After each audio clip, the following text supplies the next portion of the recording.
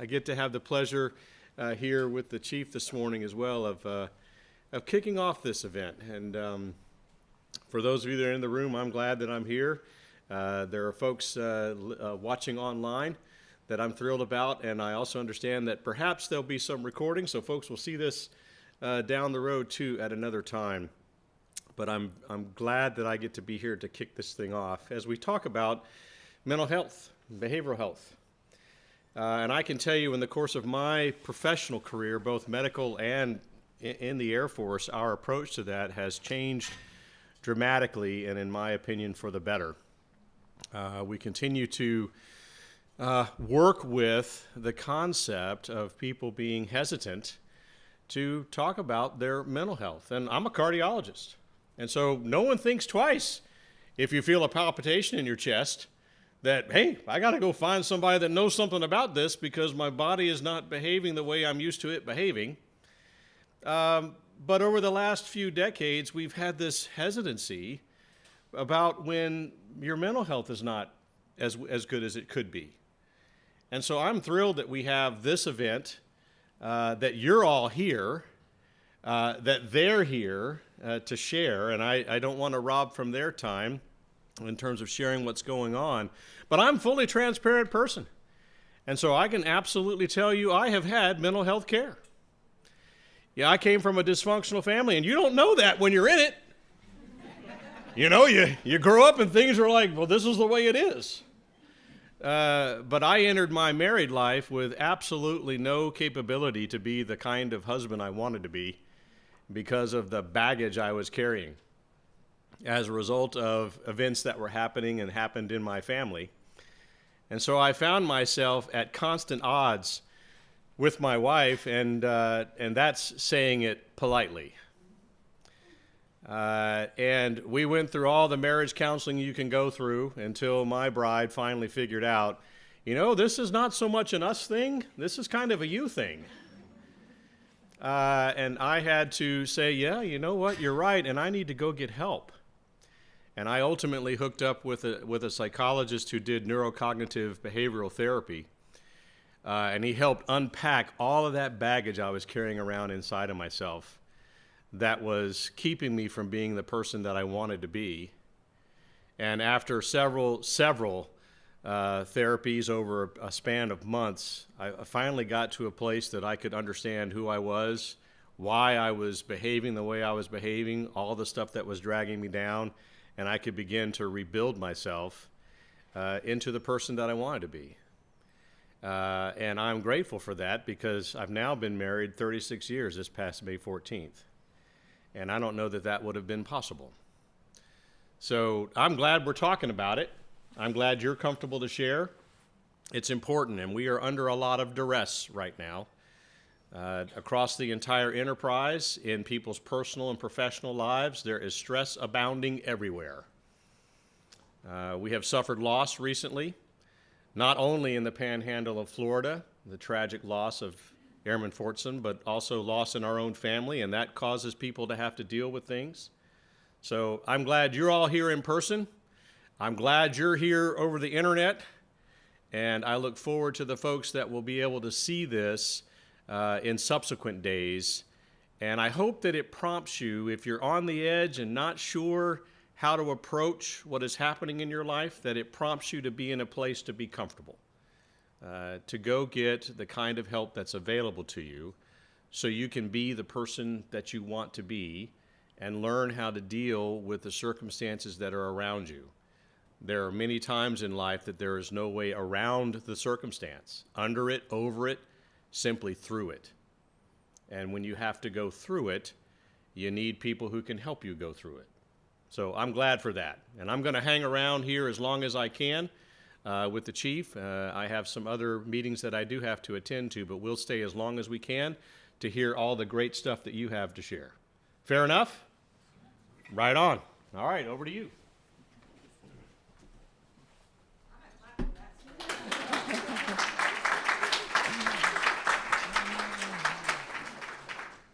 Good morning. I'm Dr. Kirsten DeLambo. I'm a psychologist up in the mental health flight, and I'm also Director of Psychological Health for JBSA-Lackland. Thank you for being here this morning and for being online. I'm honored to be sharing this conversation with you today.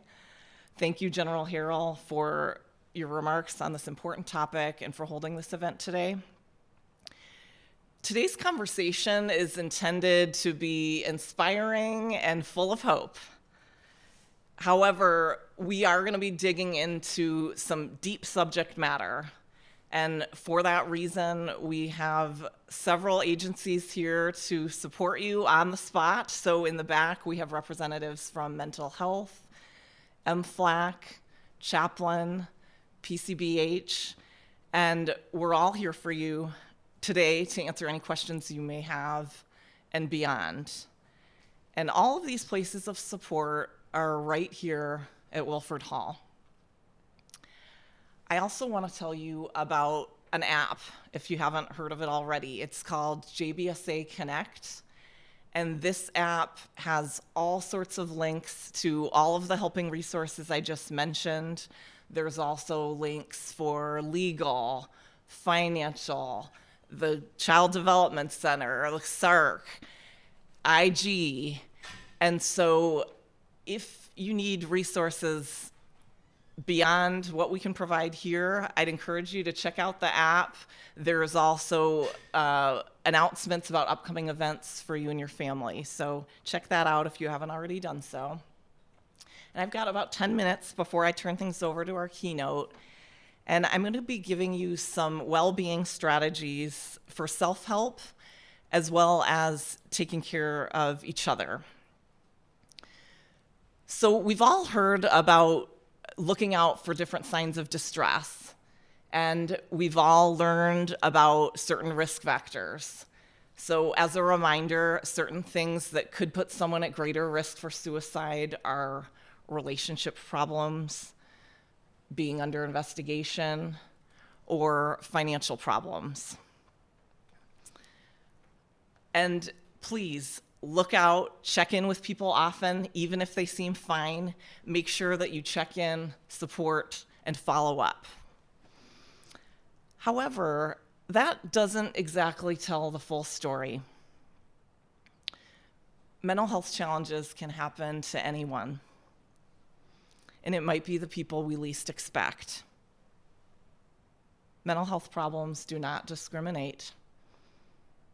Mental health challenges can happen to anyone, can be anybody from any age group, any rank, any AFSC, any cultural background. Mental health problems are often invisible. Look around for a second.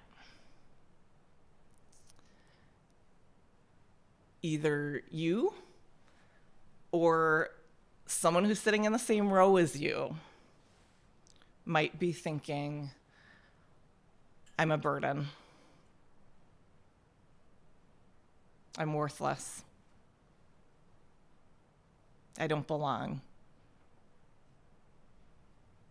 I feel alone. I'm here to tell you, you are not alone. I challenge you to be honest with yourself, and if you need help, ask. Help and strength can come from all sorts of places, maybe a friend, a coworker, a workout buddy, family, perhaps if you believe in a higher power, non-clinical supports, or medical help. It takes courage to seek help.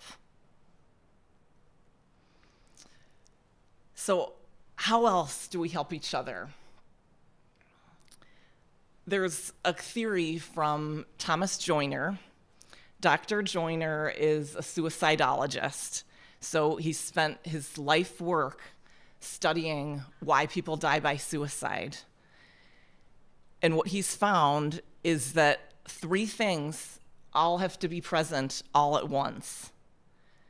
So 1, low sense of connectedness. 2, burdensomeness, so feeling as though you're a burden. And 3, desire and means to carry out self-harm. There's good news to this. The good news is if we disrupt or get after just one piece of that, we're going to save lives. So first off, remove lethal means temporarily, if that makes sense for a given situation. Now I want to talk about connection. So this is different for everyone. We do our best to do the morale events and the burger burns and different incentives. And please continue to do those. The problem with some of those is that you can imagine the person who's already feeling maybe rejected or not belonging. You can imagine that going to a burger burn is only going to make them feel maybe more disconnected. So get creative with this.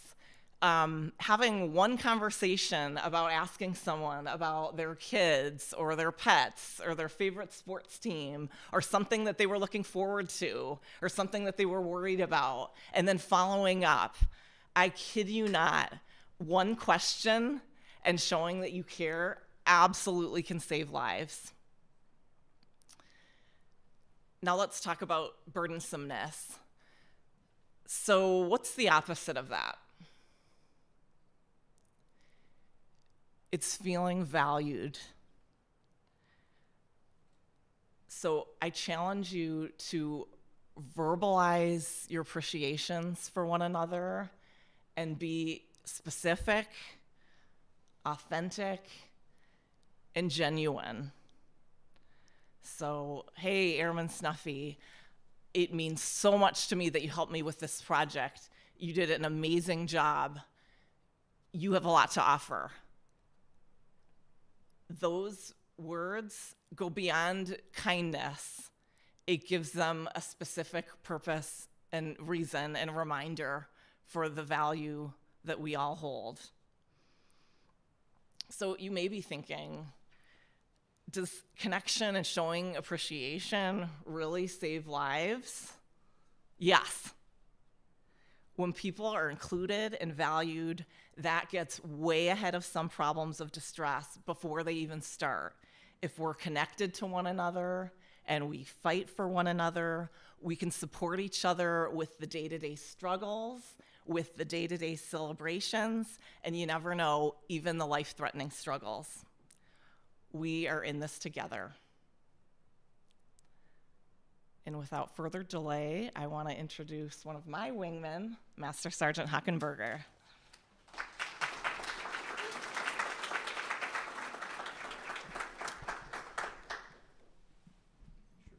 Working here, stand by. It's gonna be a short speech if I don't have my notes.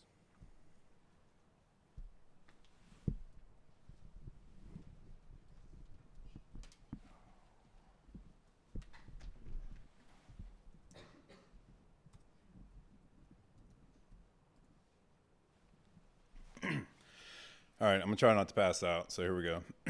Thank you, ma'am, and good morning, everyone, right?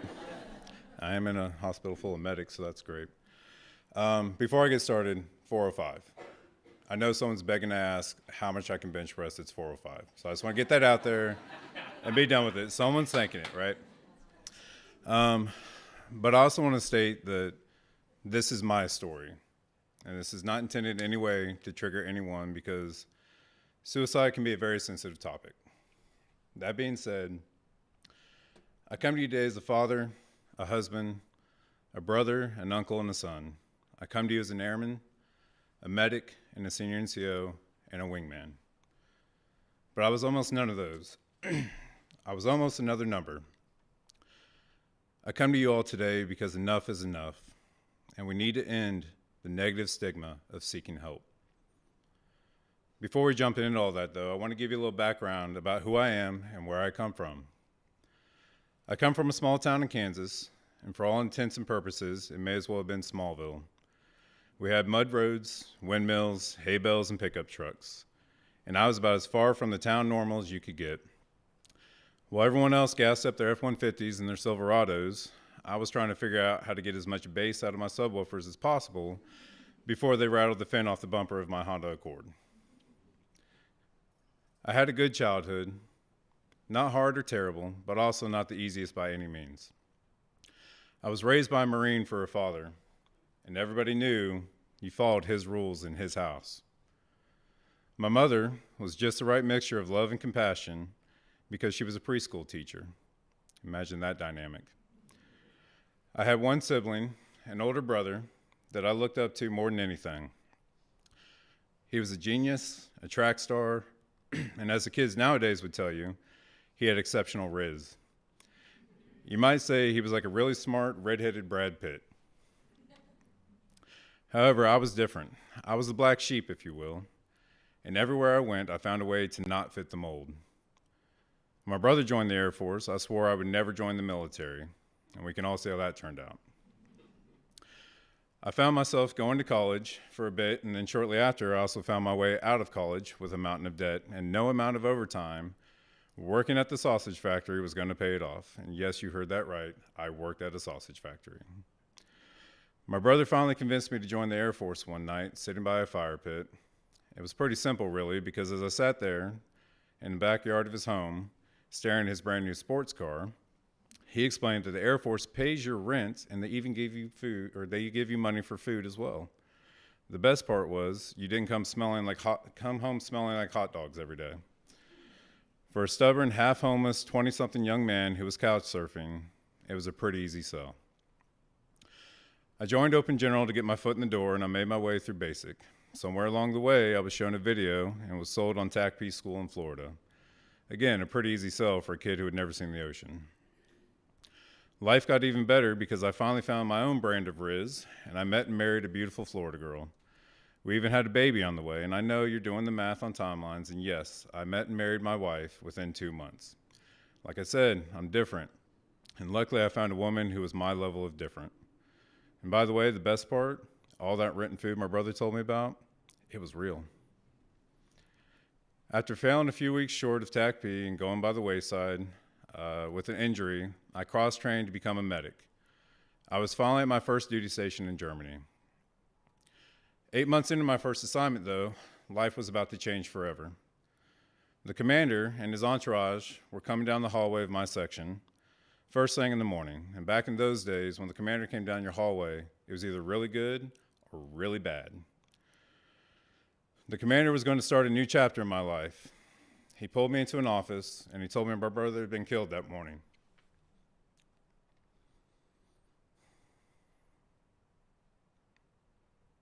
Everything went black. I collapsed to the floor, and it took a couple people to pick my big self up. And from that point on, things are still a little hazy, but I do know that I drove myself home, and I made it to the door before my wife opened the front door, and once again I collapsed, but this time into her arms. But the next day I was on a plane, heading for the States, with my wife, my new baby, and my service dress in tow, preparing for a funeral I never saw coming. I kept my bearing, I attended the services, and I did my best to keep it together for my parents, my wife, and my baby girl. I buried my emotions, I buried my fear, and I kept pushing forward. I just kept pushing, even while rendering my last salute to my hero.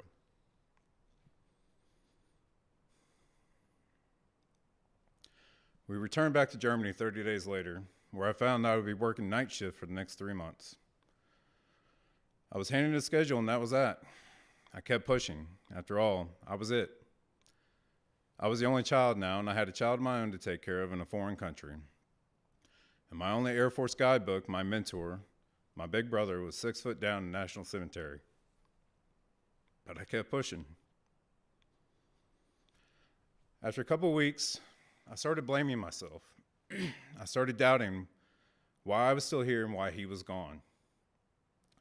I felt so much pressure to be the good husband, the good son, and the good father, and the good airman. I had so much anxiety about what to do next, and I had so many emotions that words couldn't even describe the feelings that I would never wish on anyone. But I kept pushing. But inside, I felt myself slipping. I started showing up late to work to see if anyone noticed. I stopped ironing my BDUs, stopped shining my boots, and even showed up some days hungover with bloodshot eyes. To everyone that asked, I said I was fine. I was just tired. But inside my head, I was screaming for help. But I kept pushing. I kept pushing until my mind couldn't push anymore, and one night, when my wife was in the back room of the apartment, I took a towing strap and I wrapped it around the balcony, and I put the other end around my neck. I started climbing over the fourth floor railing, and with one leg over the edge, I heard a scream and felt a hand jerk me back to the floor.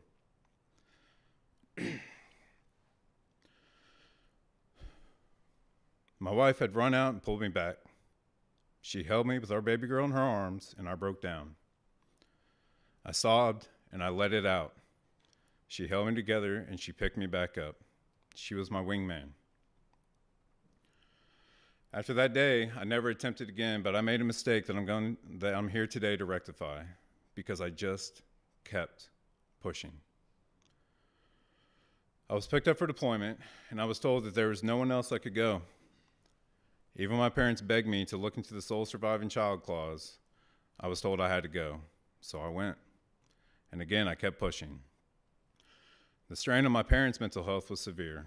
They had lost one son, and now I was leaving to an undisclosed location that I couldn't even call them from.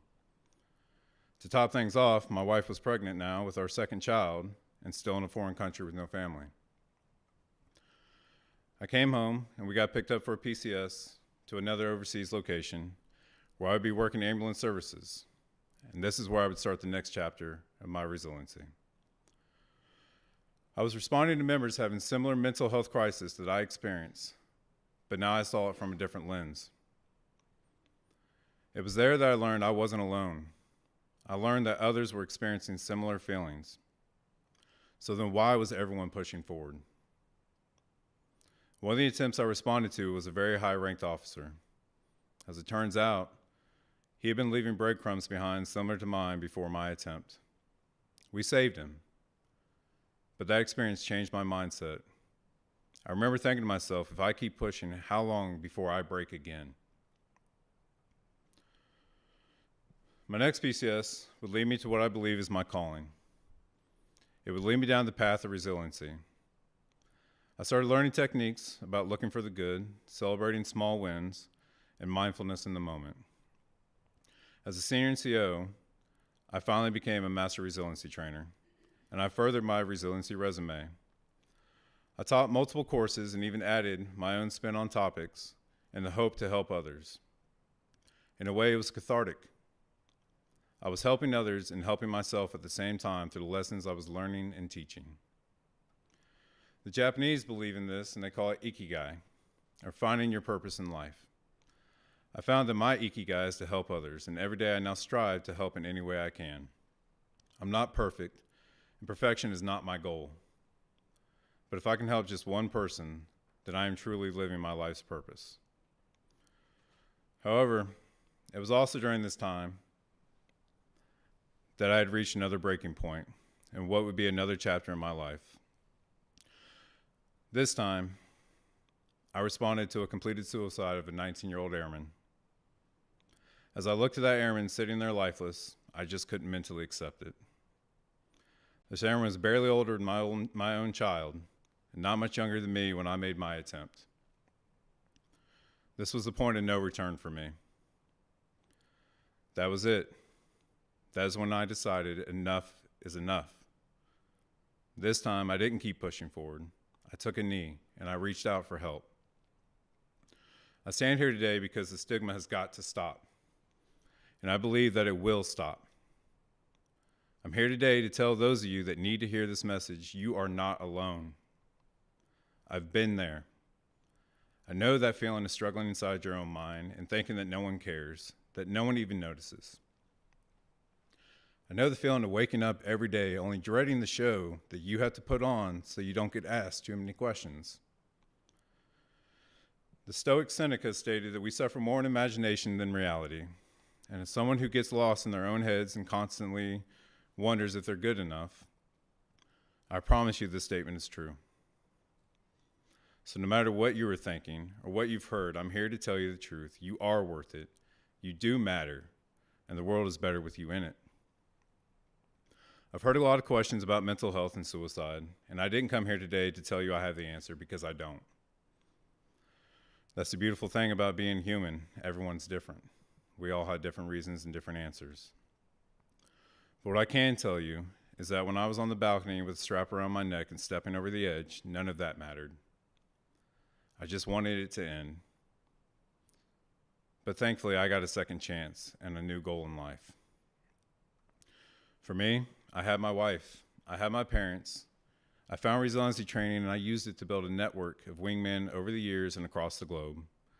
I found the MFLAX, I found Military One Source, and I sought out leadership courses and coping classes. I found the chaplain, and I went to mental health. So here I stand, a senior NCO, a father of 4, and a husband of almost 17 years, a son, an uncle, a Bronze Star recipient, and the flight chief of the Wings Team of the Year. And I would be none of those things had my wingmen not pulled me from the edge. Some of you may also be thinking, I don't have a wingman. I don't want to be a burden. I'll be okay. I'll keep pushing. I'm here to ask you, stop pushing without seeking help. No matter what you believe, I found that I have my best wingman right there in the mirror. I know when I'm struggling. I know when I need the most help, and I know that I don't have to go it alone, and neither do you. I came here today not because I want or needed the spotlight. I came because I willingly volunteered a piece of my life story to this wing and to the Air Force in the hopes that we can reach those individuals who think they're alone. And for those of you watching and listening, and those struggling, I want you to know that I've been where you are. I've felt that hollow feeling, but I also know how amazing a gift life can be. I've had an incredible life so far.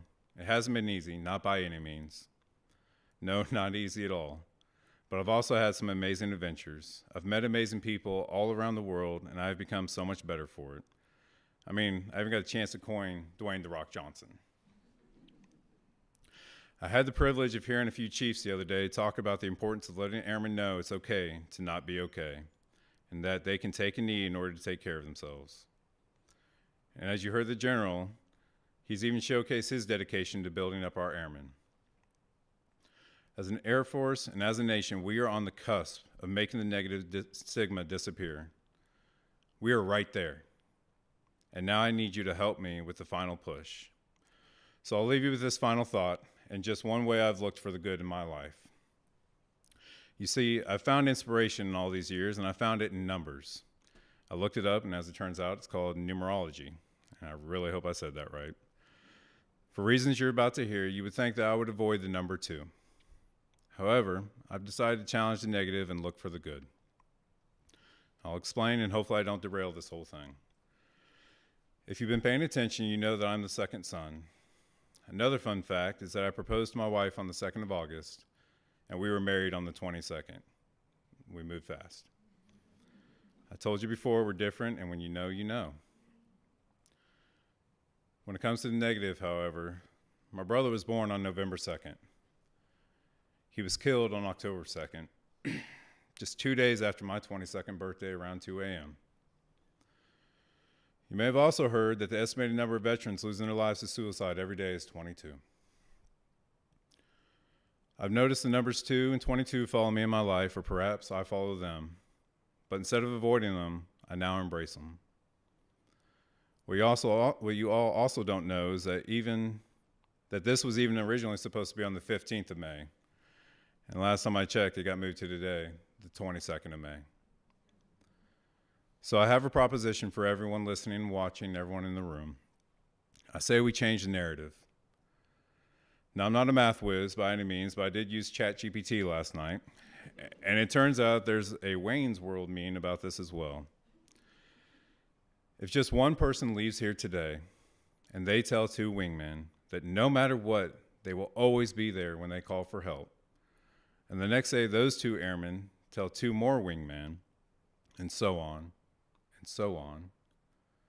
then in just 22 days, that original person's message will reach over 8 million people. Let that sink in. And take another look around the room.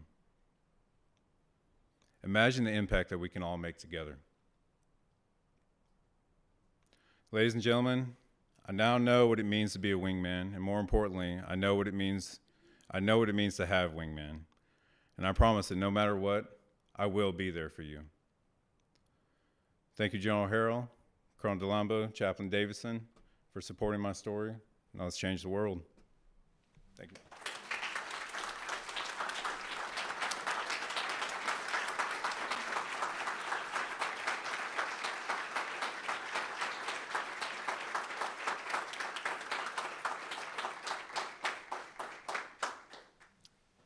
General Harrell, do you have any closing remarks?